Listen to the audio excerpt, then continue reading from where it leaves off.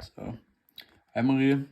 Nu skal jeg så fortælle de 5 minutter der om den afleveringsopgave her, jeg har fået for. Så jeg vil så starte her med den første opgave her, hvor i den opgave skal man så finde x her, ved brug af ligninger eller teorier. Så det jeg så har gjort til at starte på, det er så at sige 7 divideret med 4, for at finde størrelsesforholdet mellem, som der så er 1,75. Og så derefter, så har jeg så bare valgt at så sige 7 gange det der med 1,75. Ellers så kunne man også have gjort sådan, ligesom jeg har skrevet det her. 7 divideret med 4 gange med 7, for at få x, som der så er 12,25. Og det er sådan, det er den her opgave, den går ud på. Træeren, den har jeg sådan lavet lidt meget i. Hvor man så, det første er så, at man skal finde linjen, finde linjen C, vinkel A og vinkel B, og så skulle man lave en skitse af trekanten. Som du kan se her, så har jeg så gjort det sådan lidt nemt for dig. Jeg har brugt sådan en tegne-app, eller sådan en redigerings-app, hvor jeg så har valgt at lave trekanten her, sådan i cirka mål, og så indsat tallene her og vinklerne, sådan det er nemt at se. Først her, for at finde C, der har jeg så brugt formlen her.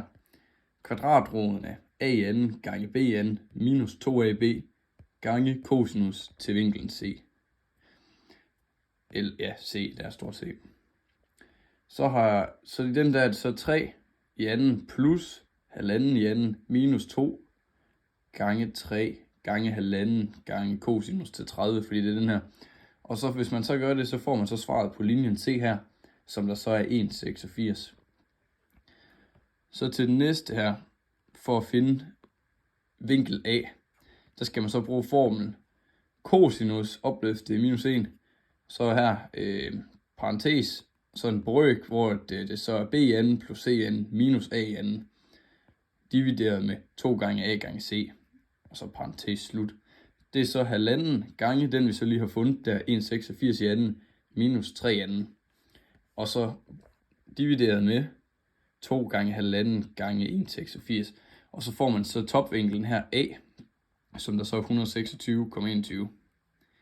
Så hernede, vinkel B, for at finde den, så hedder den så cosinus minus 1. Så parentes og brøk, så er det så an plus cn minus bn. Så divideret med 2 gange a gange c, hvor det så er 3 anden plus 1,86 i anden plus halvanden, eller så minus halvanden i anden. Så det er så divideret med 2 gange 3 gange den, vi så fandt der c'eren, som er 1,86.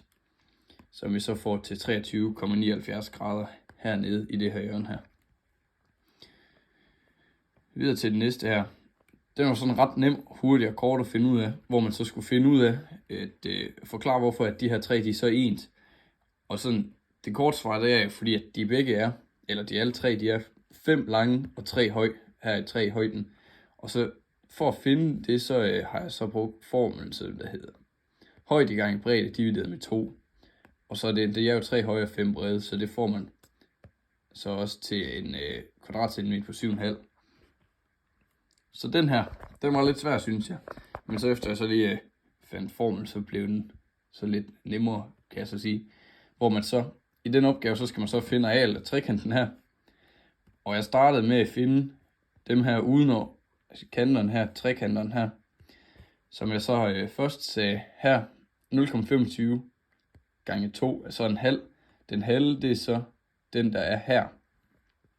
Fordi at så, ja, det er jo det samme, hvis man folder den op der, så giver det også en halv.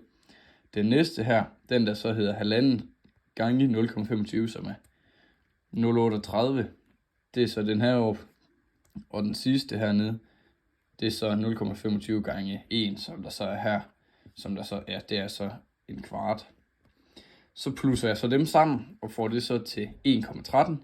Som der så giver arealet af de 3 trekanter rundt om.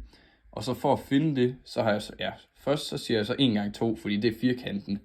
Og så siger jeg så 2 minus arealet af de andre trekanter, som er 1,13. Og så får jeg så arealet i den her, som er 0,87. Og det er nok det, jeg lige kan nå.